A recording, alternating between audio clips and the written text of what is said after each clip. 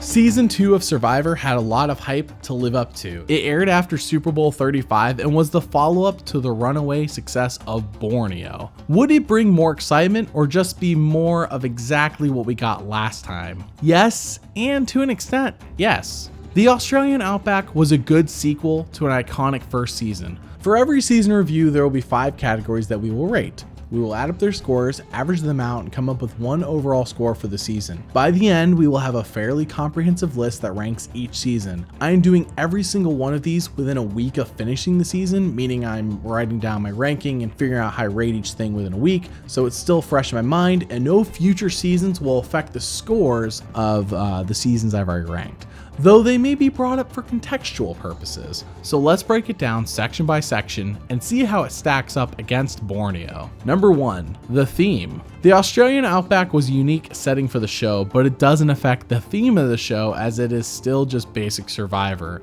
but in Australia. I know, what a twist. So since this is exactly the same, once again, it doesn't get a score and will not be factored into the final score. Number 2, production quality.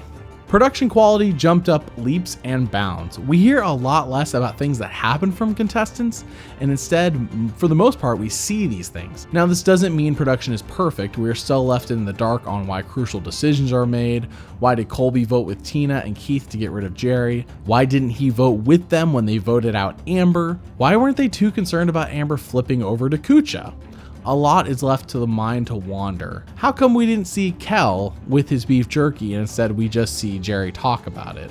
Actually seeing Scoop and fall into the fire is something that I feel like would have been missed in the previous season, and I'm glad that this thing, as terrible as it was, it didn't happen in Borneo because we probably would have just heard about him falling in the fire and we would have just seen him in the water. The challenges improved as well as it became easier to see who was leading and who was behind and to actually see what they were doing. Now, not all of them were perfect, but it was vastly improved. Jeff actually swaps sides literally at Tribal Council. He sits on what I would call the wrong side of Tribal. But we see the parchment they are writing on is much better and it holds up better in the rain. And Jeff, as a host at these tribals, does a much better job asking people questions that gets them to talk and to actually answer questions in a more open-ended way. In fact, I would say he's a much better host overall here. His questions are better, he seems to have more confidence, and some of his familiar lines that we now quote in later seasons are established here. The biggest change and gripe I have with this season is the 3 extra days with no extra castaways or extra twists. It just drags the season on longer than it need to be. 39 days works. 42 with 16 players does not. And we will see them return back to that 39-day format in Africa. Overall, there was a large improvement here and it was greatly appreciated, which nets production quality with a 6 out of 10.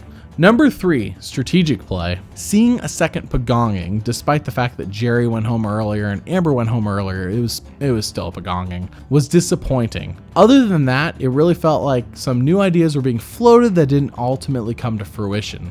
Like flipping someone from Ogakor to Kucha to flip the entire merge vote, but alas, it was not meant to be. Tina, Colby, and Keith played a bit of a dangerous game by eliminating Jerry way earlier than they needed, easily 2 votes before they needed. But otherwise, this season was fairly straightforward. No one was scared of being in an alliance this time, which is much better than last time. People still seemed to be voted out for reasons that had nothing to do with strategy, like voting out Kel first and their tribe for having potentially snuck in beef jerky with no actual proof. Tina nor Colby reinvented the game, but they took what Richard gave them and kind of just smoothed out the edges. They miraculously rode to the end on an alliance of 3, built within a larger alliance of 5, which was a brand new move. There was no larger alliances in Borneo with that sub-alliance. It was just the alliance of 4. And here, they actually got by an alliance of 3 with the guise of an alliance of 5. It was a really good move that carried them to the end. So overall, strategic play gets a 5 out of 10. Number 4, the characters, and this counts for double. I know that this could easily get turned around in some way to make me be the leader of the tribe. Mike thanked God for making him the leader of the tribe. I don't know when he was anointed, but apparently my back was turned at that moment. I personally think that the Australian Outback had a lot of memorable characters. Tina, Colby, Jerry, Alicia, Varner, Kimmy, Roger, Scoopin, Elizabeth, and wow. I don't think this cast is as iconic as Borneo, and that's simply just being due to a sequel season, but it is still largely a strong cast overall, and that's why a lot of these players get called back for later seasons. They provided a good mixture of sweetness, attitude, drama, and fun. Because we care about your feelings as you're part of this tribe. You know what, but the don't thing is, jump I'm not all over getting me, upset. sweetheart. Don't wave your finger in my face. I will always and wave my under finger. under your I mean, that's an iconic moment all in itself. As I said before, I think Survivor agrees with this analysis because they brought back 8 of these players in later seasons, even with one of them winning the All-Star season. Kale's done a little bit of fishing, which just, I mean, come on. The guy couldn't fish a rubber ducky out of a bathtub. This is a great cast of characters, and once again, they make up any flaws that production had this season by simply being entertaining characters that we didn't forget. What you got there, buddy? Overall, the characters get an 8 out of 10, and that will be weighted twice. I may be a lot of things, but I ain't no Hershey bar. Number 5, the winner. The winner of Survivor, the Australian Outback.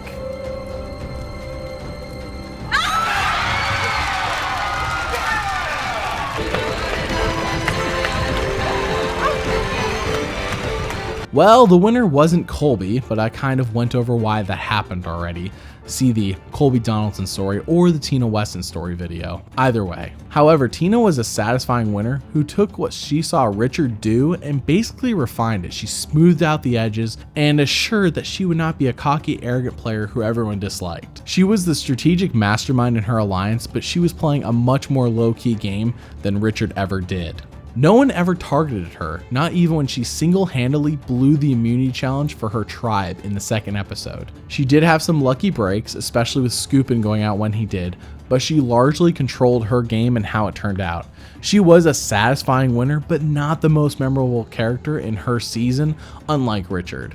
Overall, the winner gets a 9 out of 10. So what is the overall score for Survivor, the Australian Outback? A 7.2 out of 10, barely beats Borneo, so close. While they both got their score through different means, Australian Outback comes out on top by that point too. The Australian Outback was a fun season that had some slow parts. Kinks had been worked out since Borneo, and all in all, it felt like a true sequel to Borneo, with the players and production both having seemingly learned from that previous season and implementing what they learned in this season, and it showed, and I'm thankful for that. The extra 3 days really slowed down the game and made getting to the end a lot slower than it needs to be. It felt like a true slog at times. I truly think the finale should always start with 5 people. No matter how many people are in a season, 5 seems to be the best number to have that right pacing. But that is just one man's opinion. Tune in next time as I weave the tale of Lex Vandenberg. Thanks for watching, and if you like the content you see here, then please support me and this channel on Patreon. That Patreon has exclusive Survivor podcasts by myself and guests, so join today to listen to those.